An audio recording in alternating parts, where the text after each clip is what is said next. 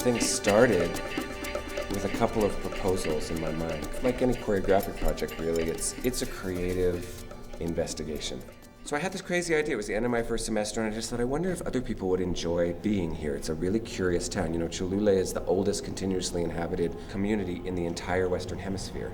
It's been continuously inhabited for almost 2,000 years, and I ended up here.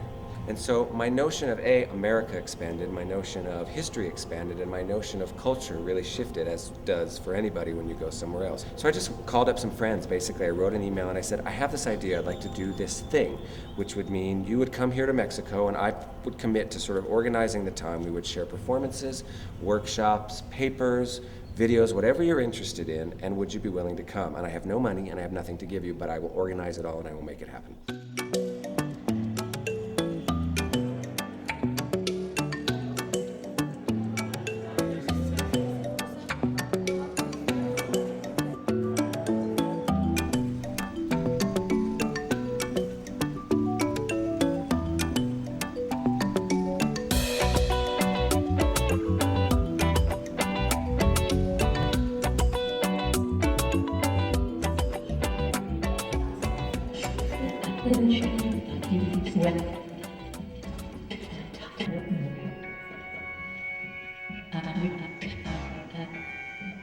I am Mayra Morales, and I still don't know exactly who I am or what am I here for, but today I'm here for Performática. We went to get an extension cord and some cables. So I teach a contemporary technique, we call it. I have a perspective on dance education that comes out of an investigation of the mechanics of the body, and not so much mechanics as in technological mechanics, but as in how it works, how it functions, in terms of an understanding of the body and where is movement coming and things like that. I teach theory classes, I love theory.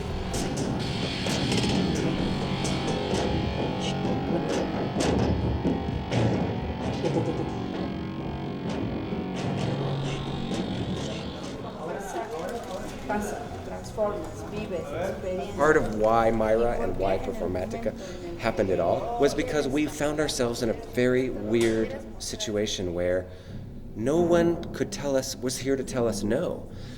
And I really wanted to know Mayra. I mean, here was my colleague. She's interested in students. I mean, what I love, she was also 26 years old at the time, and she was the head of a dance program. And I thought, wow. Her real personal interest was, let's empower students to get their voice out there and make things happen. And Mayra and I, when asking ourselves, what is interesting to us, why don't we have no theme? Why don't we just say, what's your passion? What do you want to bring to the table? What are you thinking about right now, whether it's evolved or experimental in its early stages or something you really feel confident and strong about?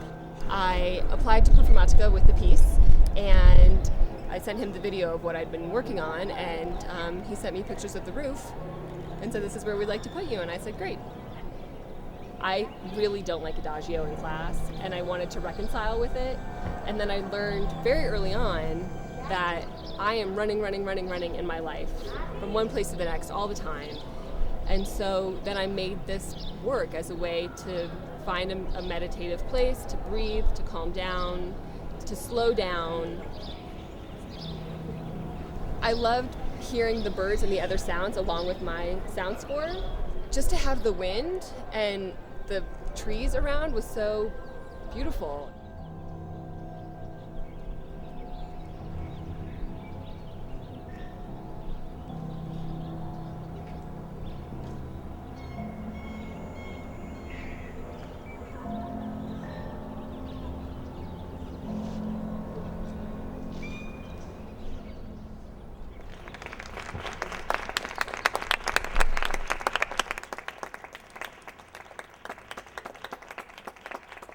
I'm from Jalapa, Veracruz. I'm in my third year here. Something that I like about UDLA is that we don't have a specific technique that we manage, like in other schools in Mexico, which only take, for example, Graham or Limon. And here is very diverse, like we don't have like sometimes limiting techniques. And we also have a lot of theory, which is not so common in dance. and we have a lot of topics and subjects and classes, so that's very good. Like when we go out, we know how to make a piece, and we're not just only like dancers or teachers.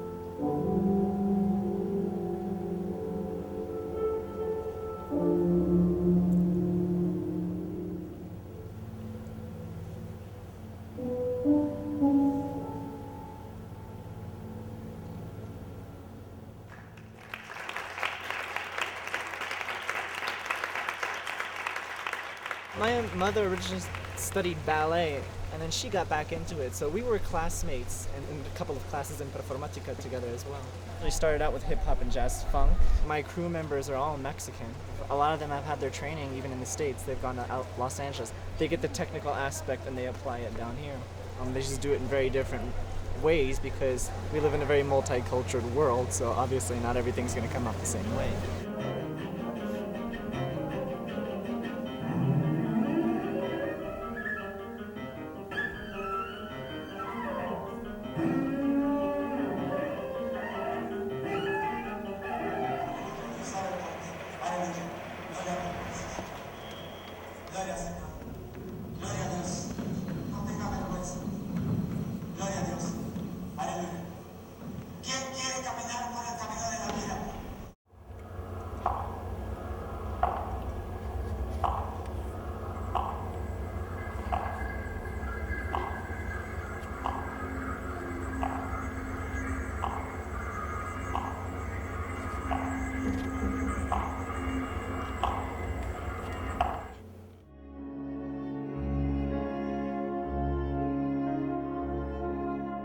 This is the third year I've been here, and the main draw was that it seemed as if it were based on your passion. No one tells you what it is they want to see. There are many different genres who come together here and perform in a variety of ways and teach, because education is as much of an art form as performance choreography and that sort of thing.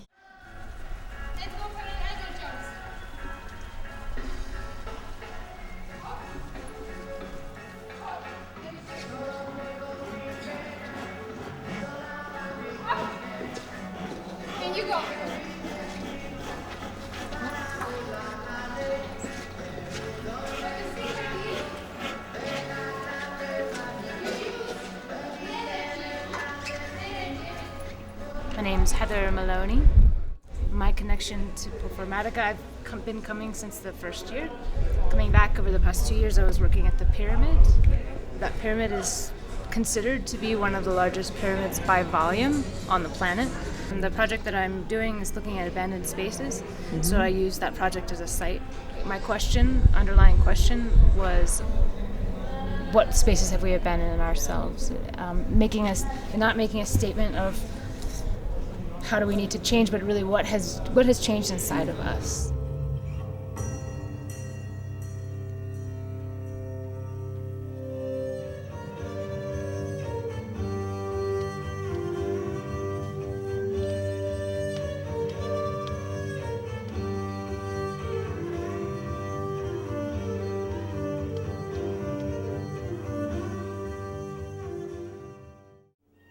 I graduated last year in May, and I'm trying to make my way to choreography and dance world here in Mexico. I'm into no narrative. I don't like telling a story to people. I want people to feel. I want them to be moved from the inside. Dance here in Mexico, it's all about like the social problems and trying to go to the States and bringing money and stuff like that. And I don't want to get into that anymore. I'm like, I want to be dance to be just about dance. It's just dance for dance sake. Because we already see all that in the news. And it's like just too much of it. I would just want to let dance be dance.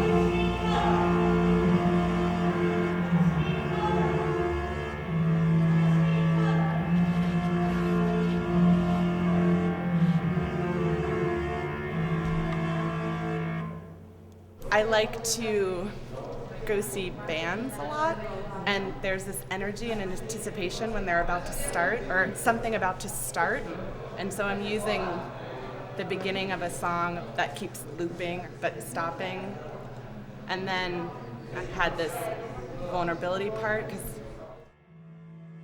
I still had to apply to get here, but there wasn't such a pressure of you need to have all of this other stuff behind you, and we're just going to allow you to come and show and experiment. I was expecting that maybe I would perform in a little club or something a little less ginormous. There were so many people from all different places, and then the next day I just decided that when do I get this opportunity, I need to learn and take the experience. That's what this is about, is learning and taking this experience, and so that aspect of it was great for me.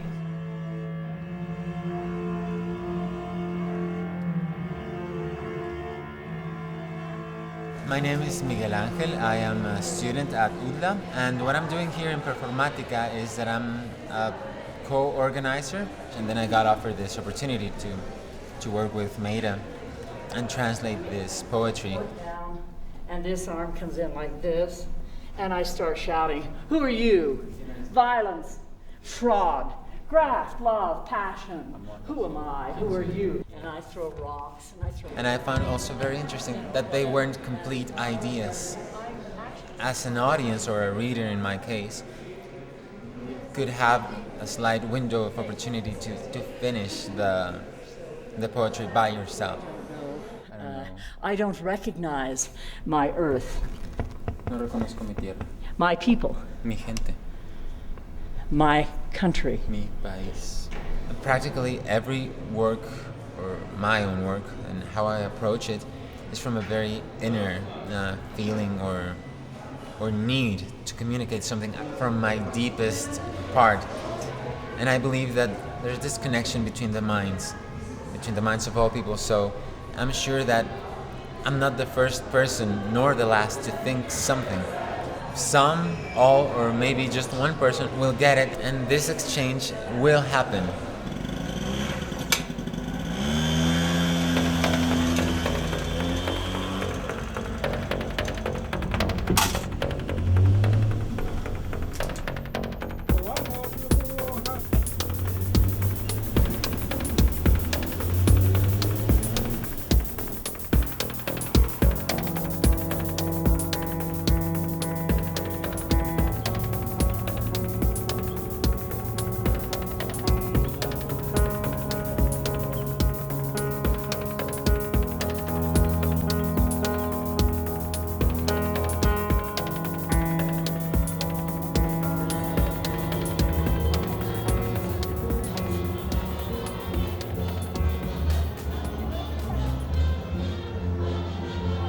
I can't pretend that I can avoid or ignore that this thing happens with no money, because everybody who comes here has to spend money to get here, has to live here, has to find a way to be here.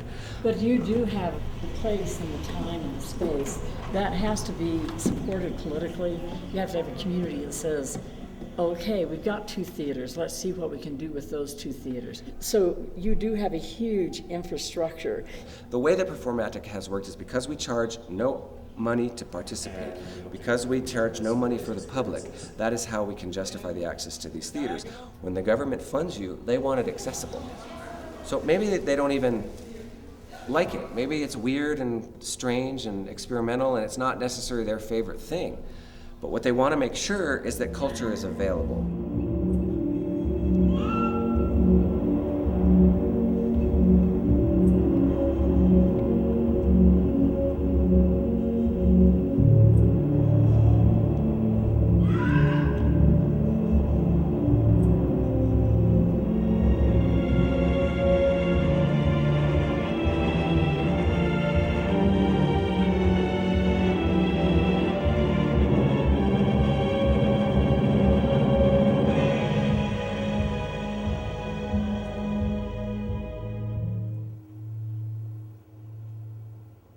We have national ballet companies, we have a national modern dance company.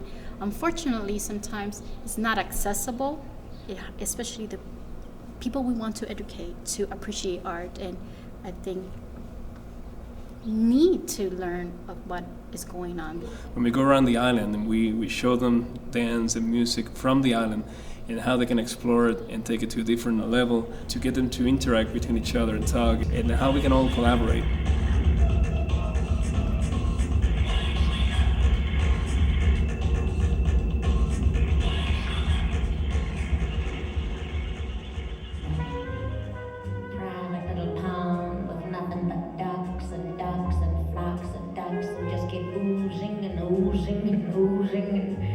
Oozing till they get to the other side and start all over again. He'll be surprised to find I couldn't be bought. Guess my heart is not as cold as I thought. I'm yours to keep.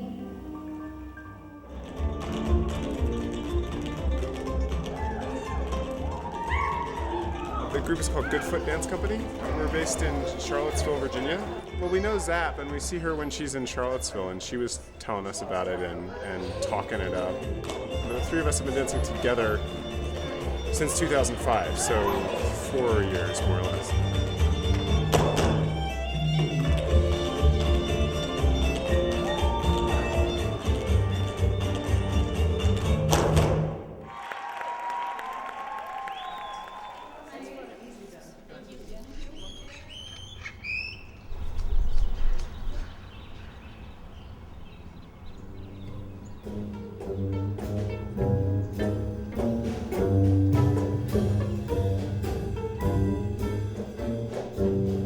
I'm from Brooklyn, New York, and there was no contact improv jam on the schedule, so we decided to arrange one. Just everybody improvising, having a good time. We have some musicians coming, and whoever wants to show up, come and go as you please. There's a community here that's great, and it's fun. I'm Taja Will, and I'm from Minneapolis, Minnesota. This is my second year at Performática.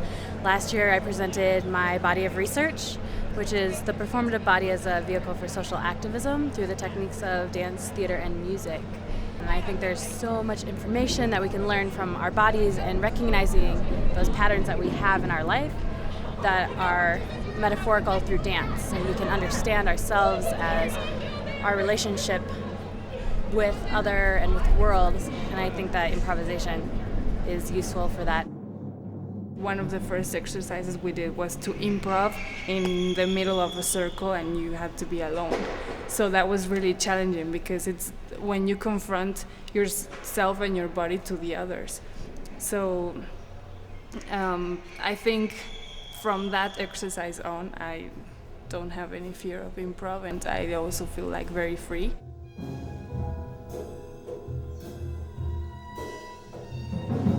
Would you say Performática is a strong emblem or logo for the program at in the university here? The thing is they're growing together.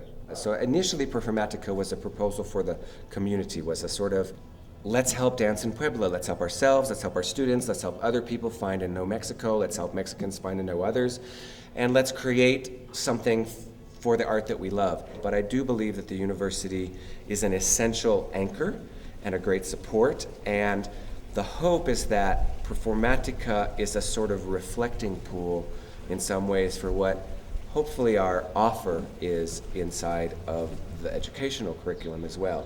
El trabajo que estamos haciendo acá en Performática, en 2009, es un taller de autopercepción psicoquinética.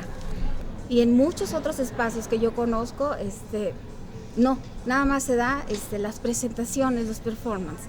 Entonces no se está pensando, no se está hablando sobre el quehacer. Entonces es parte de lo que yo le estoy reconociendo a Performática. Self-identity and narration, narración y construcción del ser, de la identidad del ser. Y dice que nuestro primer asunto como seres humanos es que en el momento en que nacemos somos seres expuestos. Esas otras cosas no las... La presencia, la ausencia, el despertar, el ser expuesto en el mundo. La integración de ambientes cosas? sonoros, la música, Claro. lo visual, la perceptividad a la que tú te refieres. ¿Qué siento cuando veo moverse a tal o cual bailarín? ¿O qué no siento cuando veo moverse a tal o cual bailarín? ¿O qué me molesta de que se mueva de cierta manera? So I was criticizing how the critics fall into what they criticize. Because they are saying we have to be more reflective of what we are seeing and we have to go deeper into what we see.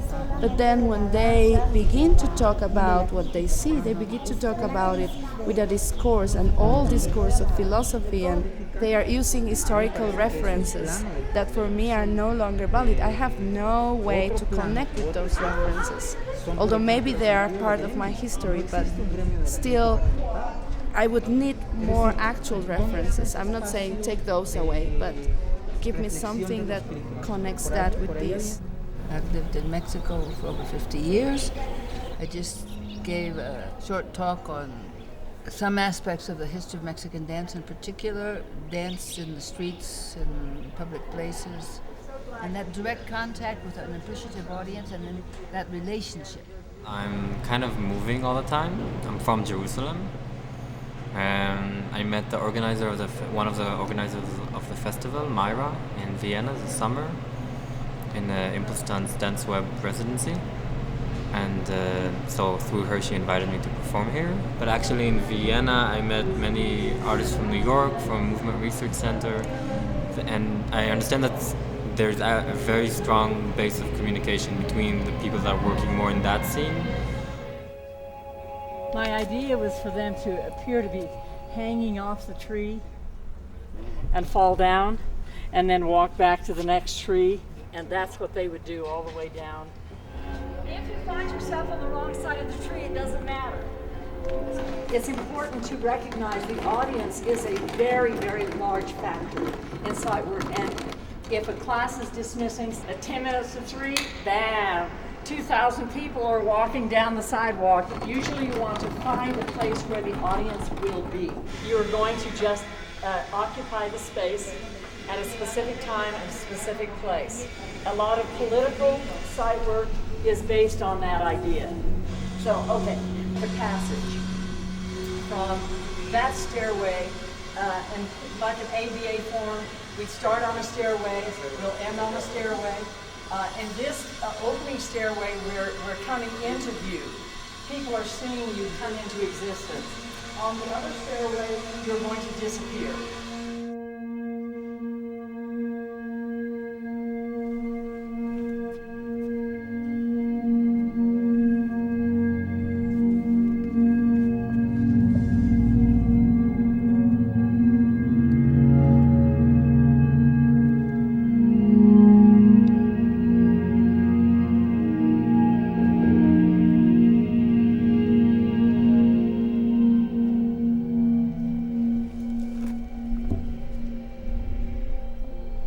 I was really thinking about this relationship with nature. We had like a very intimate relationship with the trees, which is really surprising, being that we were in such an urban, like, manufactured space.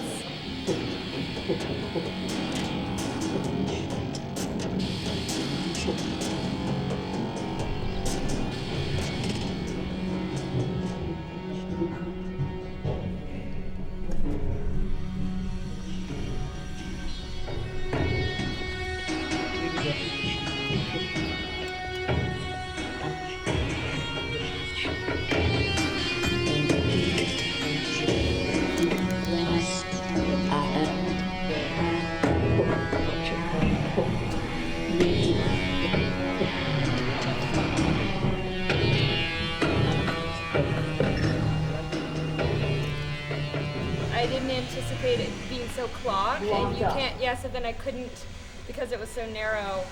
People came up, I was like, oh, I can't pass 3 people at once. And Annadelle, you took a position sometimes with these very intense posturing of like despair or something. And could you pass over the grief and just step over it? Or did you have to get engaged with the grief, and if so, how?